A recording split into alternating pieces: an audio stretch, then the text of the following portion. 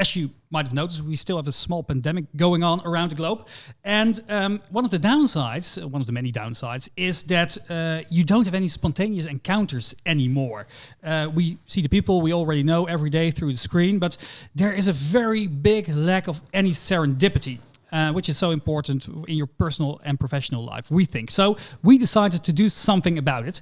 And before we start today's program, we're going to let you introduce yourself to one another, to a few people watching today's program as well. So we are going to go to a 10-minute breakout session. Here you get to know some of your fellow entrepreneurs, some fellow investors, some fellow professionals. And you can introduce yourself to one another, but also to break the ice, we have a question for you to discuss. And it is, what is your biggest challenge in scaling companies while all working remotely? So the question you can discuss with each other during the breakout is, what's your biggest challenge in scaling companies while working remotely? Please discuss. We'll be back with you in 10 minutes time for our show.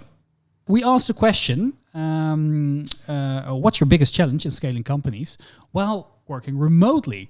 And we have a poll popping up right now. If the technicians do their best, and we have a poll, and you can vote on some of the answers. And if you have any other challenges, you can write it down in the chat, and people will be able to see it. So maybe you can fill out the poll and also put in the chat if you have some other challenges. We really want to know what your challenges are while scaling companies while working remotely. And also important, the chat window, is that we really like to encourage you to ask questions to our panelists and other guests today.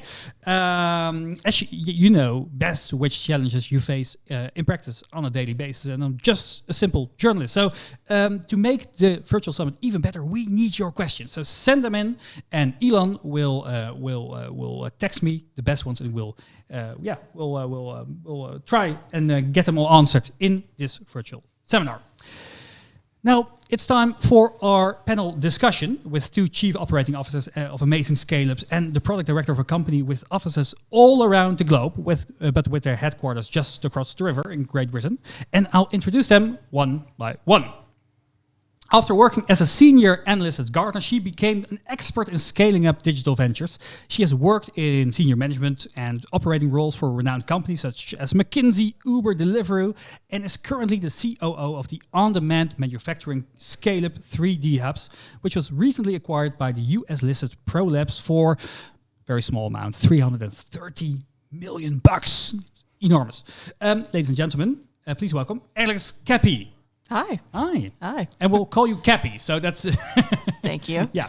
And our second guest works here at as the COO at Virtuagym, a leading 200-person tech scale-up providing innovative fitness software for gyms, personal trainers, and corporate health services. Before that, she worked at the leading private equity-backed Photobox as the director of shipping and procurement. Ladies and gentlemen, Quinten Francken-Bosman. Quinten, very happy to have you here. Welcome too. Yeah, I asked the question to the audience, what's the biggest challenge you face in scaling companies while working remotely? Quinten, we were discussing this before the virtual summit. What kind of challenges are you facing at Virtuagym? Yeah, I saw some answers already popping up in the polling, and I think obviously getting funding was up there as one of the challenges, and that is obviously a scale-up company never has enough money to go and invest anything in anything they want to invest in. So you obviously all at the same time need the best technology, and you need the best people, and you also want to go at scale. So you want many of the best people, and I think that is indeed a big challenge. And then specifically when we go into people. You want to invest into good people, which good people cost quite a lot more money than average-ish people, and therefore I think one of my advices, or if I can go into that already straight away, would be to spend a bit more and hire fewer people, but spend a bit more on people, because that way you get the best base of your company that you want to be scaling up. That's a very good start of the panel discussion. Big tip, spend a bit more on people. Yeah. Cappy, what's your biggest challenge the last year or so? It's hard to choose just one. We were talking about it during the break a bit, and I think on a day-to-day basis, one of the things I see on a human level is that new hires, it's harder to develop empathy across departments because you don't see people from other teams day in and day out. You only interact with certain people. So you can create a bit more tension and get more of an us or them if things are not going very smoothly. So it's hard because you just don't have that interacting in the kitchen over a coffee or, in our case, some fantastic food. It's one of the things we did invest in, having an amazing chef that really brought everyone together in that communal space. The one thing you miss most. It really is. Everyone's desperate to go back to the office for Pasquale's food. But also, as a manufacturing company, we've been hit by coronavirus in a very real way. Manufacturing centers are, open, shut, logistics costs skyrocketing. So we've had to develop flexibility that we didn't have before because we were used to things kind of going the way that you expected them to. No one was anticipating this. So I think risk management is also a bigger part of my job and my mind share now. We're much more sensitive to what could go wrong and making sure that we can pivot as we need to. Yeah, I talked to some of the people at Van Moof, and they told me that the shipping cost quadrupled. Yeah. Over the last year or so. Incredible. Yeah. So maybe, Quinten, you can elaborate on this as well. Finding new talent and how do you onboard people and get them involved in the company? Because I've spoken to a few friends of mine who started at new companies and say it's so difficult to get to know all the people. Yeah. Well, the one thing is that you won't get to know all the people. That's something for sure that you're going to have to accept. I myself started end of July, so very much banging right in the middle of Corona times. And therefore met most. I had an opportunity a couple of times to go to the office and meet people. But most people I met online and talked to online. And I think you just have to be a little bit more rigorous about making sure that you meet, most people. Again, you can't meet everyone. But what I do find is that, and I'm sure that people recognize this straight away, is that you might have met people online and you might have only spoken to them online, but when you meet them in person, you actually realize that you have gotten to know the person, and they might be a bit taller than you thought they were. But other than that, you very much got to know their personality. So in that sense, I don't think it's that bad. Some people might have put their Zoom filter on as well. Yeah, they look a bit more glamorous than they do in real life.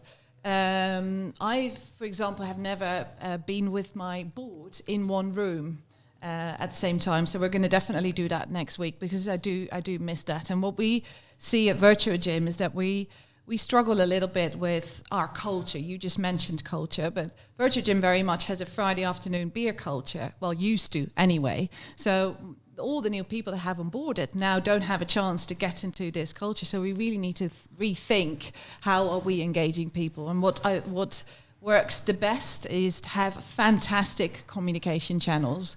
So we recently acquired Slack, which is really helping us, for example, to communicate with our people.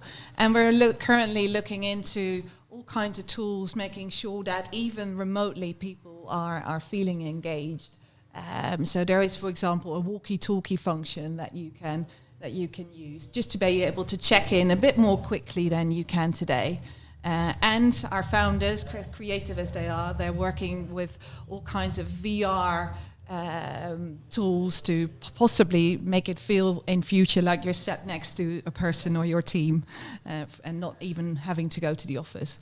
So we're... So Cappy, what are your experiences with this? How do you find the right people, and how do you keep them engaged? And how do you keep the current people engaged as well, without the chef? I wish I had a perfect answer on this. In a way, I'm impressed with how well the team has adapted. In the beginning, this was a huge change for us. It was quite painful. And we also have, Friday afternoon beers and our amazing chef. And I think a lot of people found that they were working harder and longer because you didn't have those natural social interactions. I leave it to my manager's discretion quite a bit to set the right tone with their team. And our teams, they are often naturally outgoing. They engage well together. Lines of communication are always open. So in a way, I always look back at it and go, how is this working? I feel like I can't take credit for it. But in terms of the overall engagement, we do events. We have, people at the company that arrange the events. I've heard great things about an escape room. We had a comedian. I forget the name of the quiz platform, but like a pop quiz platform, and people really like those.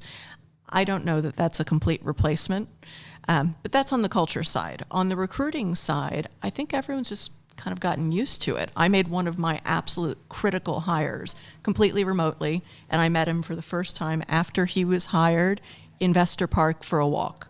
And I think I made the right call on that one. He's done quite well, but it relies on people spending a lot of time one-on-one with other members of the team. Now, where I do see the gap is what I mentioned before, interactions with other parts of the business. It can be harder to foster those relationships. I want to talk a bit about, because it is a CEO and product panel, and I want to talk a bit about your role within the company, because the scope of being a COO is so broad, and it can have so many different aspects in different companies. So what's your experience with that? Yeah, indeed. I think the biggest differentiation that's being made is between operations and operating, I suppose. So operations is very much, what I'm responsible for is HR, we'd like to say the people team within Virtuagym. Other than that, the operations team, which within Virtuagym is something completely different, I imagine, Cappy, than within 3D Hub. So at Virtuagym, it means making sure that we automate all of our processes. So that is the team of very clever people that are implementing all kinds of systems and making sure that our people are becoming much more efficient every day. And then one other really big team in my responsibility is the customer success team. So that is the team that onboards and services all of our customers, 8,000 of them. So it's a big team of people that has a big span of control. So it's a big difference with your previous company, because you were really making physical products as Photobox. Yeah. Now you make software. Yeah. What's that like for you? It must have been a big change. Yeah, I really expected to really miss that. Yeah, because having something to hold. Yeah, in my previous job, I just walked onto the production floor and could see the photo books running off the line, which I don't see today. I'm not really missing it, though. Funnily enough, I get what I do to make sure that I do still feel that we have customers is to do lots of reading of customer reviews, attend customer meetings, just making sure that I meet the customer. And whenever gyms reopen, I will go and visit the gyms and making sure I meet our customers live, which would be even better to get a feel for what we do. I think that's most important, that you actually feel what your business does and how we help our customers. Cappy, for you as well, you work with physical products. I do. What's that like? And can you elaborate a bit more on your role as COO and what it is that you do at 3D Hubs and what you've learned as opposed to all the other jobs that you had previously? So I think I'll start with a crash course on what 3D Hubs is. We are a digital manufacturing platform. That means that customers upload parts. I'm going to take this off so I can't hear myself. Customers upload parts and we can automatically quote pricing for them. They can configure the part, the requirements, the material, etc. And then we source it with our network of manufacturing partners. So a customer can basically upload a part, get a price, pay for it, and it gets delivered to their door however long later, depending on what they've chosen. So we work with a lot of suppliers that are all over the world. I think we're on 5 continents at the moment with our suppliers. And my role is actually overseeing that supply chain. as well as our customer and supplier support functions. So the supply chain team oversees the network of manufacturers. Our logistics team, which also reports into me, handles how these products move around the world. And then we have a support organization that is split into the side that is customer-facing and the side that is supplier-facing. But altogether, we are the teams that make sure that this product is made and makes it into the customer's hands. Cool. So the final question for you both, before we go on to our keynote of the day, is we go back to working remotely. What do you think will happen in the next year or so? People will get vaccinated. People can get back to the office. But what are some of the things you think that will become the standard of working remotely?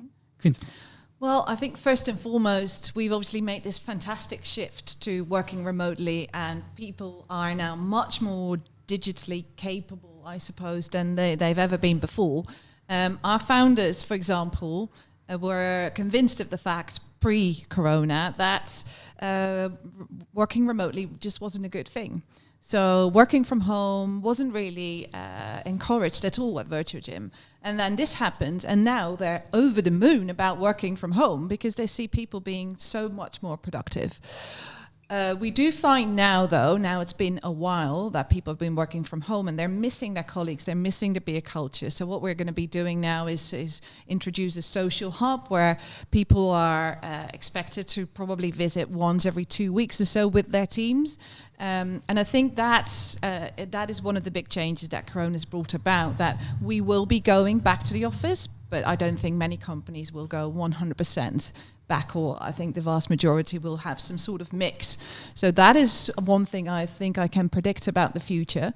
Other than that, I'm not sure whether I think we'll be going back to pretty much normal base.